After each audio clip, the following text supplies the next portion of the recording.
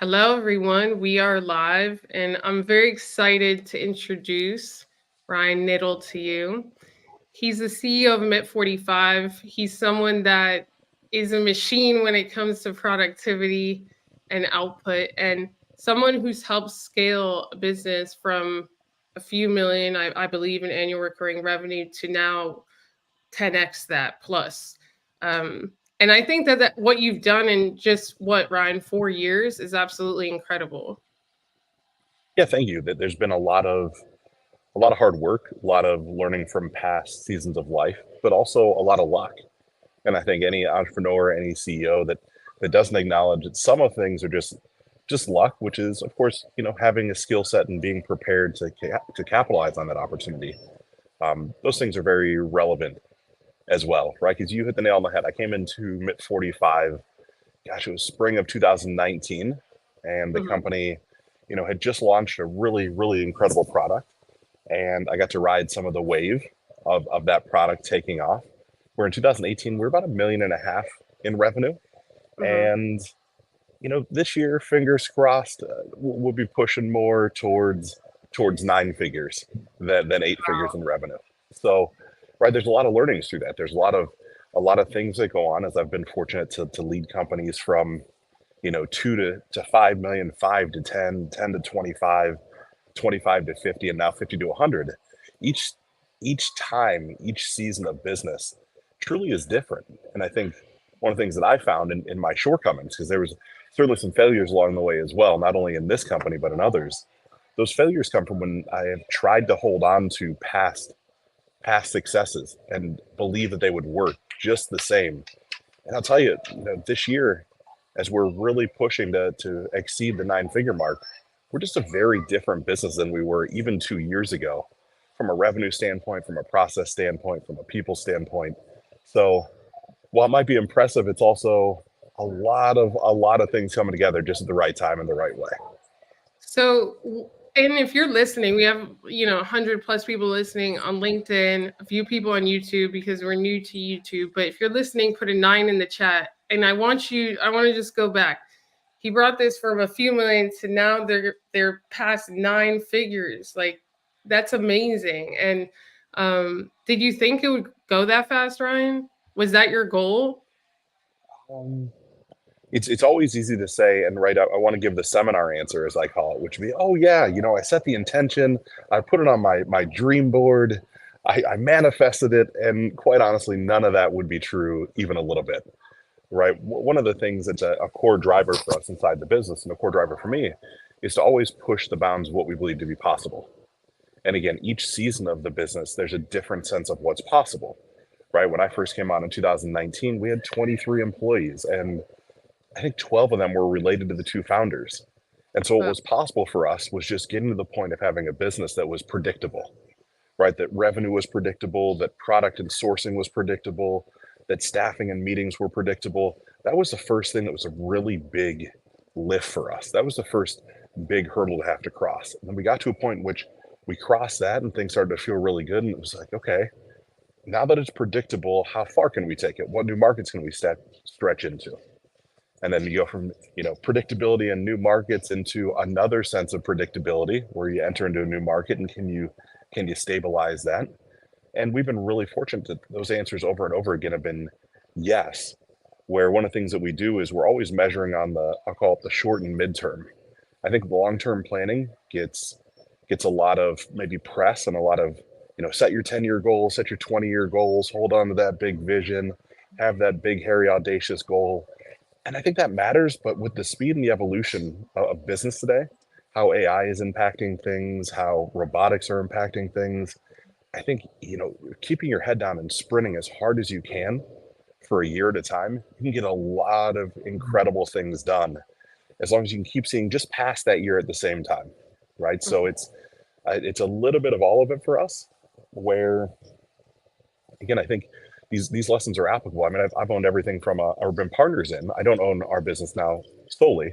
Another fun fact in our business currently, we've been able to grow to this point without any sort of external financing. There's no that's debt, amazing. there's no VC, which on one side might be looked as myopic because maybe we could have grown faster had we had external capital. I'll tell you, it's a whole different ballgame, not having to worry about investors breathing down your throat and worried about, diluting your shares. And you get to think a little more strategically. At least my partners and I have been fortunate to be able to. So, but I've been a part of VC-backed companies. I've been a part of private equity-held companies, and each company even has its own feel. From, again, my days way back in a startup web hosting company, so a tech-based play, that was an entirely different feel than our consumer packaged goods business now. Mhm. So for product companies that are, let's say, stuck between 3 to 5 million, they've been there for a few years and they just can't seem to break through that 5 million a year. What are usually some of the first things that you see when you advise some of these companies that they're doing wrong? And so to me, that's a really good question. To get past the 3 to 5 million mark, we're still going to look at product market fit and market message match. I think that there's a chance you haven't really identified who your ideal customers are. You haven't really entered the conversation there in their head that they're already having. And that becomes challenging on the consumer packaged goods side. And what I mean by that is, while our product is consumed by individuals, the majority of our revenue comes from businesses, right? So they buy our product and then resell our product. So we actually have to have two levels of product market fit and market message match. I have to speak to the store owner that's buying our product and why they care about our product, while then also simultaneously teaching them how to share the message that will matter to the end user and having them buy the product. And so it's this back and forth where this is a little polarizing, but if you've been at 2 to 5 million a year for 2 or 3 years and you can't break through in the next 12 months by really doubling down on this, I'm going to encourage you to sell, because there's somebody out there that's going to eat your lunch, right? I mean, Mhm. it's the harsh reality that if your business isn't growing, it's truly dying right now. I mean, just look at inflation across the board, whether inflation's real or not real. I was watching things on Bloomberg, was at the gym this morning of, buyer sentiment right now is that inflation isn't really real. I mean, it is, but it's not. We're simultaneously saying if the economy has grown by 10 to 15%, remove the word inflation and switch it to economic growth, and your business hasn't grown by 10 or 15%, Yeah. then you are holding on by a string and you don't realize it yet. And so I'd hate to see somebody not capitalize on all their hard work and get a 2 or 3x multiple of EBITDA on an exit and partner in with someone so you can learn from them. There's no shame in finding someone that's been further than you are to ride along side by side with them if you can't figure it out. Because if not, a bigger competitor comes in the marketplace, sees a good opportunity, is able to buy deeper than you can buy, price their product more aggressively, has a better marketing team and a better marketing budget and better sales team. Next thing you know, you wake up and your $5 million annualized revenue company is now trending for 3, and your enterprise value has been cut in a third, right? It's, Mhm. it's a really ugly proposition. So this isn't doom and gloom to me, but it is a fact of saying, if you're not growing, figure out why and take massive decisive action on it. Find someone, find a mentorship group, find a consultant, do something different, get aggressive, because time is this fascinating thing that's running by us all very quickly. And Mhm. right, we oftentimes, entrepreneurs, I believe, think that we've got a lot longer than we do. And right, at any moment of any day, someone is trying to take your customers out of your pocket and put them in theirs. You just gotta be ready for it. So, when you started, like, taking control of the leadership, like being a leader within Mid 45, what were some of the initial things you did to understand who your customer was better?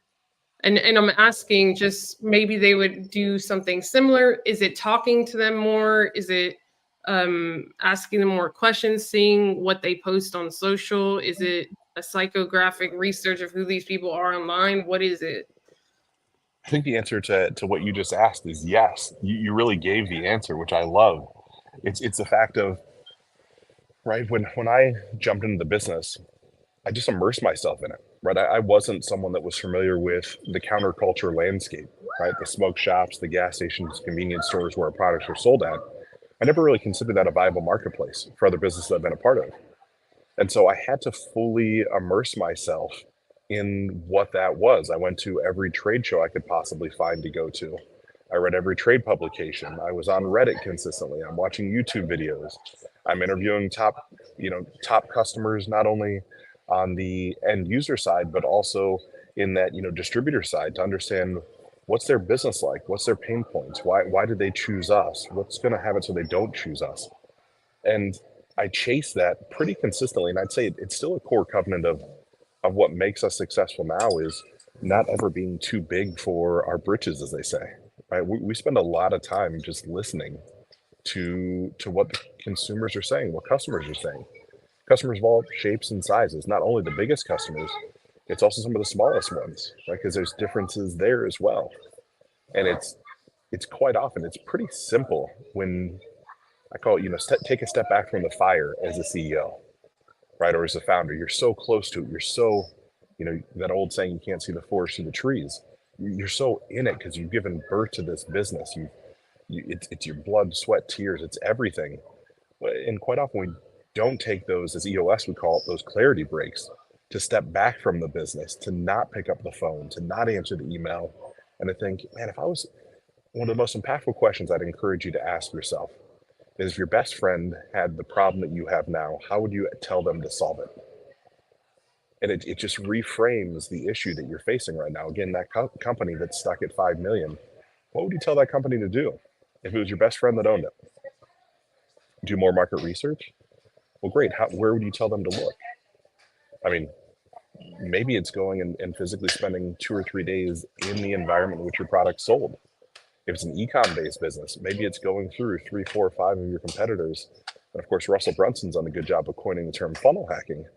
But what you're really doing is understanding what consumers are experiencing from your competitors' sites by going through their flows, their funnels. Understand why their products might be converting better.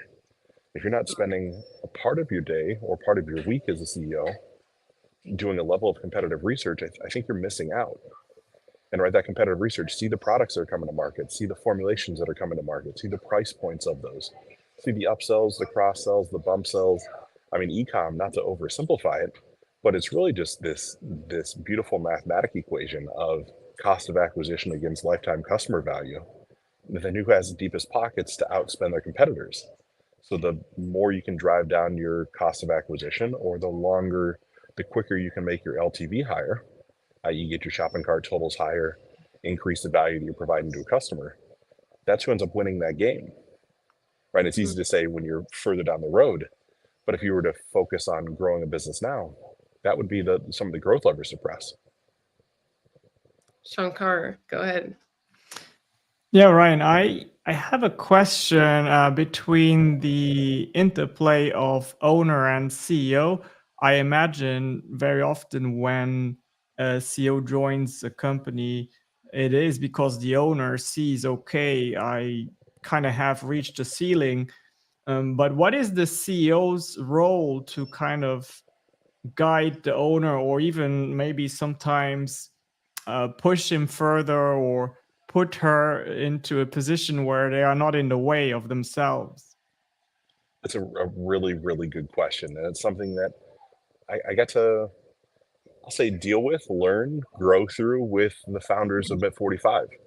Because it was a playbook that they hadn't ran before. I've been fortunate to grow and sell companies before, but I never stuck around after an exit. So I didn't know what that was really like.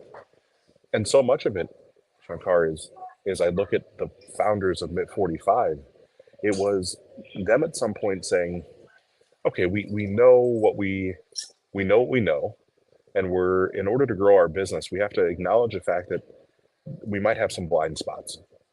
And they were at that point raising their hand and just bringing a consultant. And I was fortunate that consultant was me. And I think that's so much to say to start with. Like, they didn't have to bring on a CEO, they didn't have to bring on a partner. It was a simple thing of, okay, we've gotten to a certain point and we'd like some more intel. We'd like somebody that can think divergently from how we think. And then that turned into, on their side, I feel comfortable sharing really a conversation based around the value that I believe I was adding. They thought it would be better to keep me around than to let me leave. And they knew that having an equity stake and maybe a C-suite title would be something that would invest me into the company more. And I don't know if that's true or not, but that'll be the story that I tell myself, at least for this moment. Right? I think it's pretty close. Um, and then we go through the next season where we really get to that point, like you're suggesting, of the CEO versus really what I'll call the founder or chairman of the board now. And that is such a unique dichotomy that exists, because you have in our world an incredible partner named Sean, who I'll say gave birth to the business. Right, it was his idea. It was his, he's the one that took the debt out against his house to fund the business, and he's the one that had sleepless nights. And I didn't get to partake in any of those times in business. It was just before my time. And so for him to step back and give someone else control is almost like, to me, seeing your child leave the house for the first time to maybe go on a date or drive or go to college, right? It's like, are they going to be safe? And so there was a lot of, I'll say, oversight and a lot of upward communication on my side of saying, look, I'm not trying to push you out, Sean. What I'm trying to do is take my life and track record of experience, both the good and the not so good, and add it to our business now. And what I want to do is provide you all the reporting, all the tools, all the information. So for a period of time, you're getting exactly what you need as a chair of the board without anything that could ever feel heavy or slow you down. Because it was really, Sean Card, getting to the point of saying the CEO of a business has to be worried about, the now and maybe the next quarter, maybe the next year. Right. And we can say the fancy things of many years in the future, but there's always there's a little bit of the right now and a little bit of the future, where we're really fortunate that Sean, our chairman of the board, founder, he can focus on the bigger initiatives that are 3, 5, 7 years in the future, that are things that really I just don't find myself having the time to want to focus on or to be able to focus on.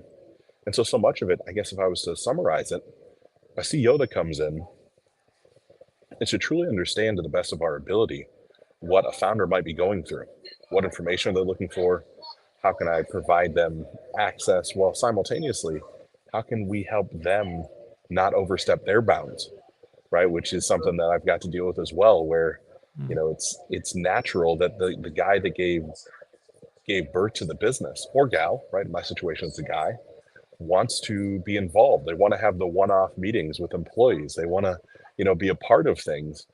And it's creating those systems where there's time and space allocated for that, and it doesn't upset the flow of the normal business. And it's such a delicate balance, right? I'd love to say that I've got that figured out, but I'd rather not completely, BS anybody on this live conversation we're having. It's a work in progress, and it's one of those things that we have advisors that are helping us navigate this season of life.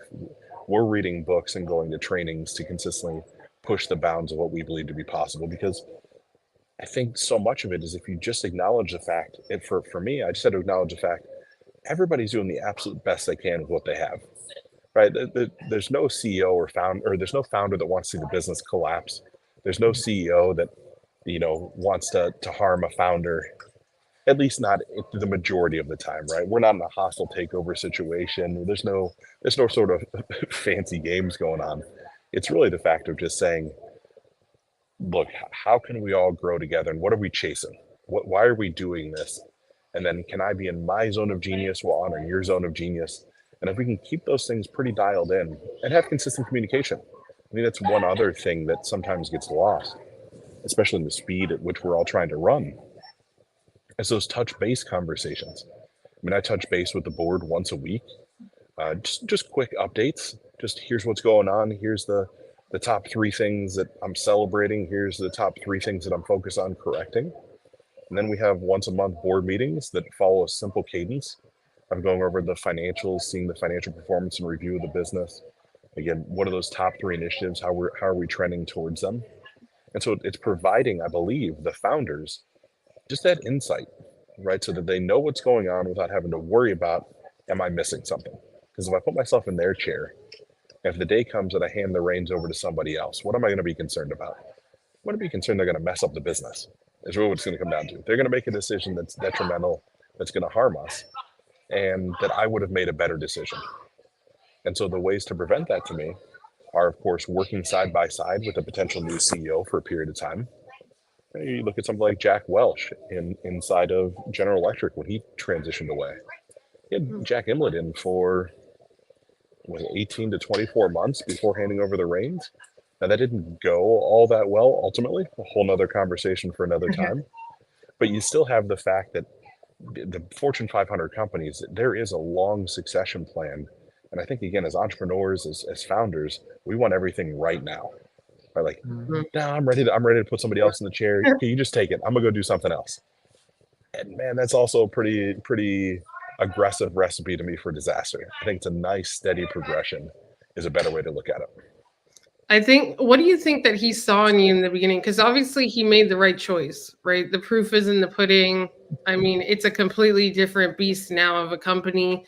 But what do you think he saw in you? Because I think one of the main takeaways for founders listening is trusting the right people. The fact that there were probably signals that said this is the right guy and this is the risk that I'm going to take with handing him the reins. What were some of the early things you think he saw in you? The proof was in the numbers, right? Okay. Without Sean being here, I'm gonna Is it guess. because the advice that you gave them as a consultant was just growing it already? I think that's a lot of it. I think that right when I sit down with any, as a consultant, as a board member, if I sit down with the founder or CEO, I have a sneaky suspicion I know what they're going to deal with, but I don't know for certain. And I'm going to operate under the premise that most people want to make more money and make that money in less time, right? So the inverse of that is they feel like they're not growing fast enough, and they also feel like they don't have enough free time in their day. And so I'm really trying to solve those things. And so the question is, how do you solve those things? Well, you solve them by bringing in systems and processes that have already helped other people achieve the same thing, and that you can prove that, right? It's not hyperbole. And so it typically starts with little things like time audits. It's what we did inside of MIT 45. We just audit the time of the executives right now and where they're spending it, including the two founders, and just see, is there anything that I might have? Is there any tools or any system to free up a little time? And boy, it was literally as simple at that point as bringing in a really high level framework, which is really EOS, right? The Entrepreneurial Operating System by Gino Wickman. At that point, it wasn't quite that sophisticated, but that's what it ultimately was. And just saying, hey, if we just have a little bit of planning, a little bit of meeting cadence, knock off the one-off meetings that we inadvertently leave somebody out of, keep some simple notes, hold each other accountable to 7-day sprints, I think we'll get more done. And poof, after 90 days, we started getting more done. Like, okay, well, what else? What's the other trick up your sleeve? I'm like, well, let's just look at how we're allocating capital, right? Which I think capital allocation is such an overused term. But right, a business has money that's flowing in and out of it. There's typically leaks that are happening somewhere. Either we're not catching enough on the front side or there's some leaking out of the bottom side. Let's just go through the expenses and see where those sit. And let me share what industry best practices are. And let's see if, before I even go through where we might have leaks, let me just talk about industry best practices, right? Cost of goods sold, sales comp percentages, things like that. Let me support it with third-party data, so it's not from some guy that's coming in from the outside. And let's see what happens. And in doing that and cross-referencing that versus where the business was at, we started to make some pretty quick shifts as well. They started throwing off more free cash flow. And that free cash flow then allowed us to not take bigger dividends or distributions, but to reinvest into the business to buy down our cost of goods.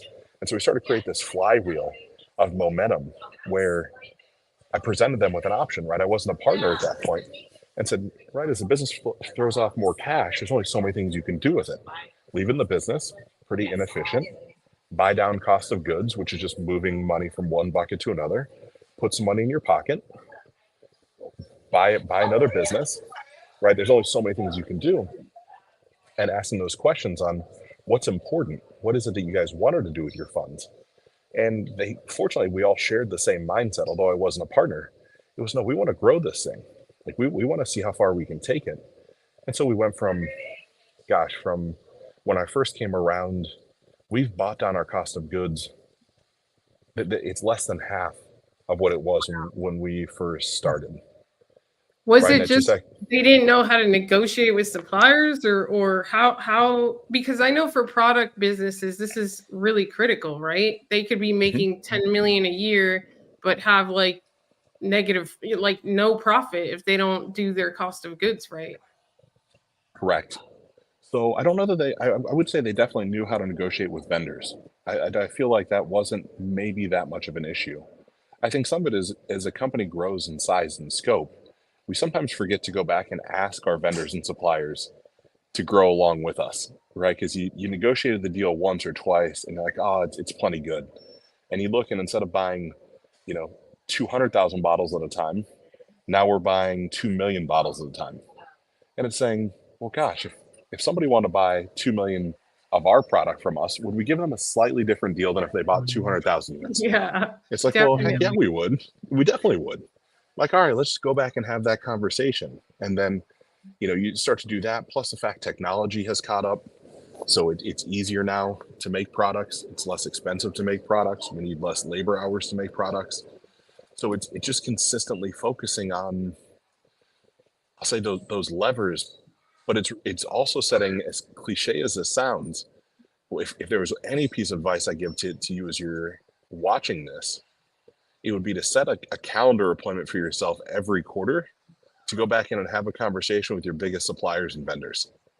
And it's okay if that's just your telecom provider. That's okay if it's your merchant processing provider. It's okay if it's, Apple and what you're doing, to buy new computers and new hardware. It's those little tiny things where you don't realize, but that 1 or 2% discount, it falls right to the bottom line. Like, it really, really matters, especially when you compound it across, for us, 17 SKUs, and most SKUs have 5 to 7 components associated with it. So you start shaving, pennies or fraction of pennies off of, 7, 8, 9, 10 components across 17 SKUs across a couple million units a month. It's real money all of a sudden, but on the micro, it doesn't feel like anything. It's like, who cares about, is it even worth it for a half a penny? Yes, it is worth it for a half a penny. I promise you, over time, it is absolutely worth it for the half a penny. Are these the things that they kind of expect? And I know that you're the CEO of Mit 45, but you also advise other product founders. Are they expecting you to come in as an advisor and usually say exciting things and not really go through these, I don't want to say boring things, but the necessary foundational things that need to happen before anything exciting? I think that's a good way to look at it. I think quite often I have this ridiculous saying that it's not ridiculous. It was shared with me by a guy named Garrett J. White, the founder of Wake Up Warrior.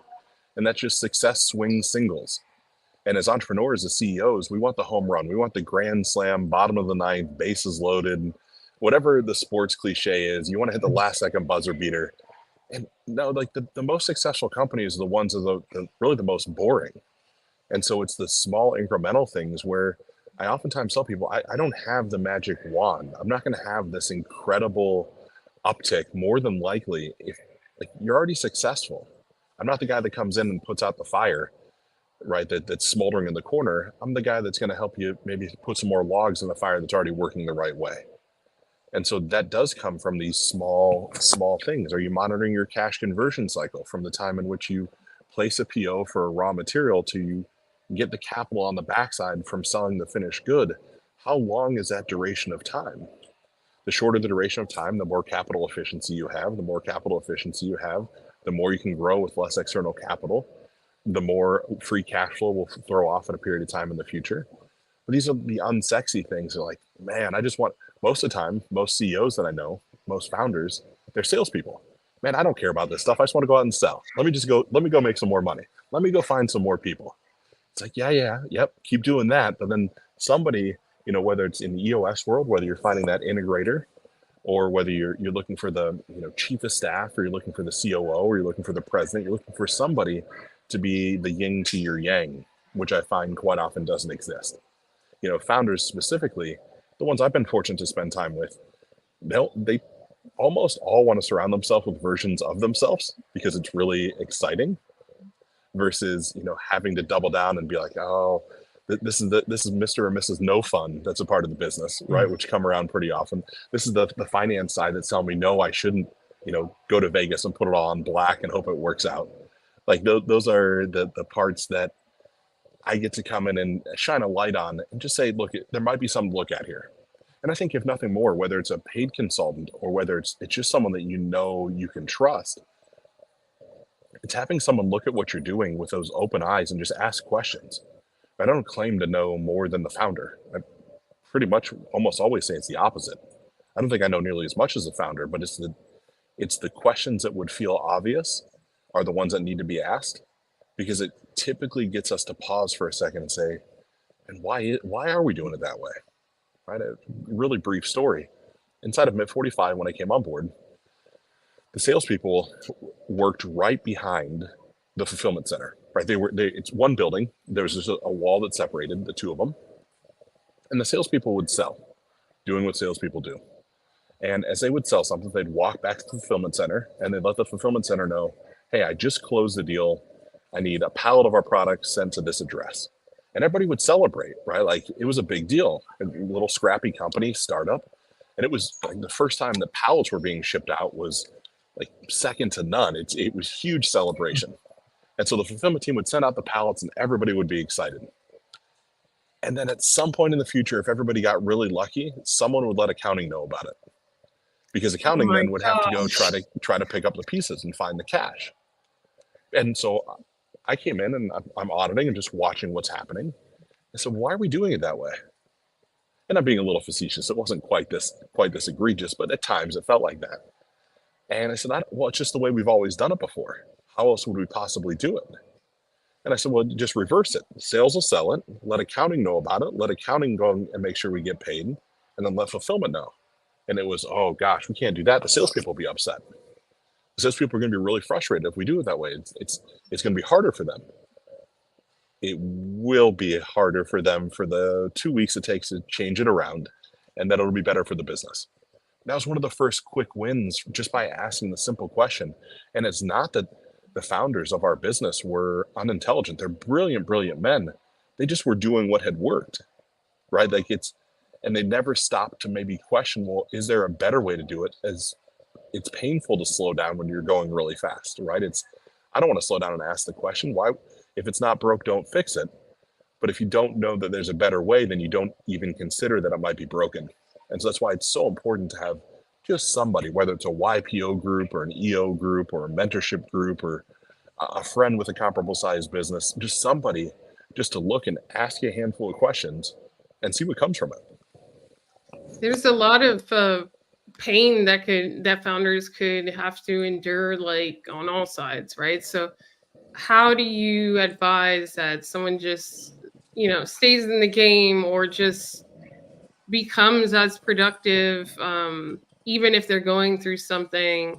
Like how have you built that mental toughness? Because I'm sure the pressure now is very different than when the business was doing a few million. That's a lot of pressure. Yeah, that it's just different. I think it's different types of pressure where you think of it. I'll say the way that I look at it, the pressure from, $1 million to 10 million in revenue. That's a pressure of, if I make a bad decision, the business might go away. It's just a different type of pressure. You're one or two catastrophic decisions away from, the business being no longer valid. And as we're, crossing the bounds we're crossing into now, the decisions are more, I'll say, industry-wide for us, where we're fortunate to be one of the top 2 or 3 in size and scope in the industry. And so as the decisions, the pressure are now more off regulations. It's more off of, how to push the bounds on, doing the right thing and making sure the labeling is clear and transparent, making sure that the employees and coworkers that I have, that when one of us wins, all of us win. It's helping protect them, with different insurance plans and things like that. It's just a different type of pressure. I think that, quite honestly, I'll steal something from Andy Frisella, right, the founder of First Form, an incredible guy and someone I'm fortunate to call a friend. This isn't for everybody. I think that entrepreneurism has been sensationalized, that like the Gary Vee of the world. I think Gary Vee is brilliant, but you might not need a side hustle. You might not need the extra 12 hours of pressure. It just might not be for you. And that's okay. Like, it's okay to give something your best go and realize, man, I'm just not really cut out for. I don't love this. I don't love the pressure. I don't love the stress.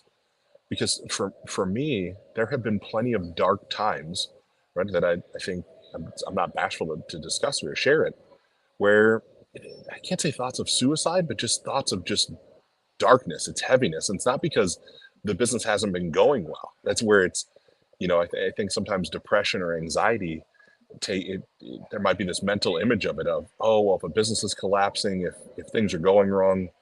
No, sometimes when they're going right, it's like, what am I missing? Where am I misstepping? How it can't be going this well. There has to be Almost like something a that's wrong. protective paranoia, like, you know. Oh yeah, it's a healthy skepticism of success, and it's a funny thing to say. It's like, well, why would you be skeptical of that? Well, because you think about it as a CEO or as a founder, we get the hardest problems. Right? It's something that Elon talks about pretty often.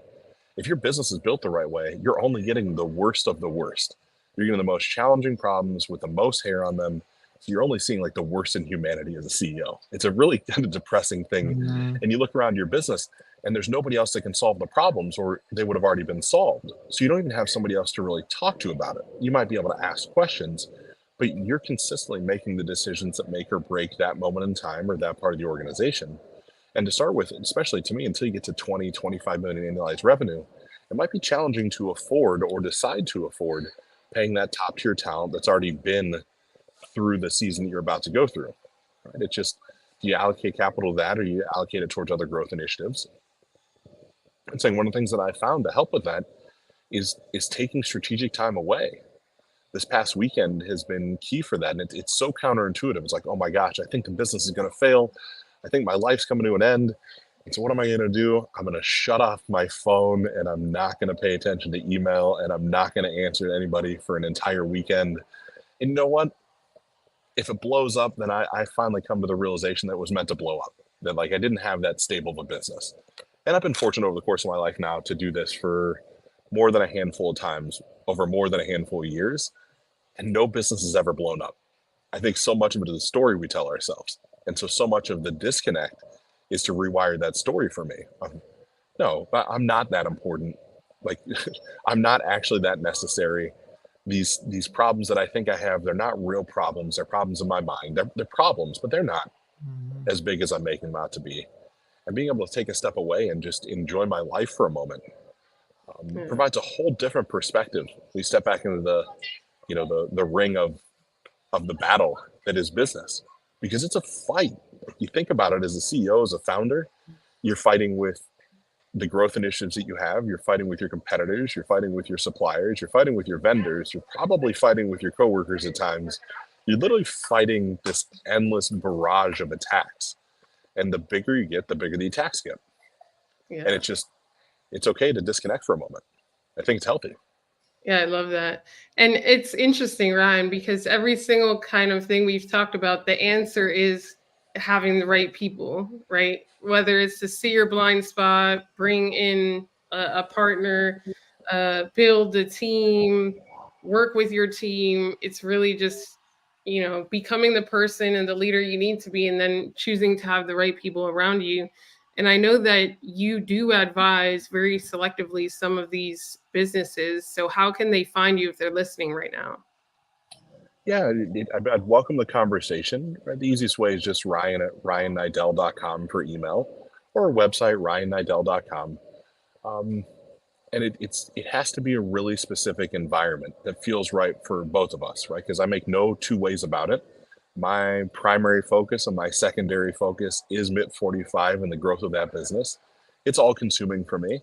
And there's very specific ways through asynchronous communication that I like to share what I've been up to. And asynchronous communication to me is this incredible gift on a platform called Voxer. And if you're not using inside your company, I would heavily encourage you to consider it. Where emails, to me, you lose so much in translation when you type an email. People don't know your inflection, your tonality. They're reading it through the lens that they started their day with. Where Voxer is a two-way walkie-talkie app where you literally press a button on your browser, on your phone, and you can hear exactly what I'm thinking and how I'm feeling in that moment. And the majority of things inside business don't require immediate attention. And so we have this kind of ongoing rule inside of our business that if something's urgent, like the sky is really falling, pick up the phone and make a phone call, right? That's the way that we know. But if it's not that, defer to Voxer. Let people know. Like, you can hear when someone's happy, no different than you can hear if someone's frustrated. So you have to guess. And so now all of a sudden, you have this asynchronous platform that allows for transcriptions of messages, allows for integration into Asana and Slack and all types of different platforms. And so it's just another efficiency methodology that, again, in the consulting world or an advisory world, the right person likes that. If you're the type of person that says, gosh, I need an hour call every week, I need to be face-to-face with you, I am not the right person at all this season in life. I think that's so inefficient. I think that model for consulting, for mentorship, is slowly getting played out. For me, it's that I like having, I call it those trusted advisors, the people that I know have my best interests in mind, that I can reach out to at a moment's notice and say, hey, I'm about to make this decision. I think I'm going to make it this way. Here's the facts I have. Is there anything I'm missing? Because one or two of those conversations either save me from myself or show me something I didn't see. They pay off in spades versus, that face-to-face interaction, which has its own value and benefit. It's just, fortunately for me, in this season of life, MIT 45 is the driver. Our success to, our next big target is 250 million in annualized revenue. I know we'll hit it. It's just how quickly. Oh, you will hit it. I give it, what about 14 months? Is that a good? I'll take that. It's tracking pretty close with what I'm shooting for and what the company's shooting for internally. So okay. It's saying that doesn't happen with fractionalized attention. And that's the other thing before we part ways, I came up with the fact that you got to have 7 different streams of income and you should be diversified and you should be doing all these things. Man, I am as focused as I've ever been on growing the one thing that's really, really making the biggest impact. And that'll afford me the luxury in the future of deploying cash and other things versus fragmenting my attention right now and having real estate that I'm trying to invest in. Yeah, and it'll having take a startup your I'm trying time to away invest from in. this, Oh, absolutely. And so it's just that thing again, as I look at who I was as a $10 million a year CEO, I was fractionalized, right? I'm trying to consult with people. I'm trying to run another business. I had equity stakes in 8, 9, 10 different businesses. I'm floating around from place to place. Man, you get so much faster, so much further, just doubling down on the one thing. Like it's really fascinating how it's the simple, boring stuff is almost always the answer. Almost always. It's just not sexy. It doesn't sell very well, but it works. I love it. Thank you so much for your time today, Ryan. For everyone who's listening, and we still have like 100 here towards the end. I'm going to put his LinkedIn in the chat, his website. His time is super valuable. So message him, but only if you're serious. God bless you. Have a beautiful day. Ciao.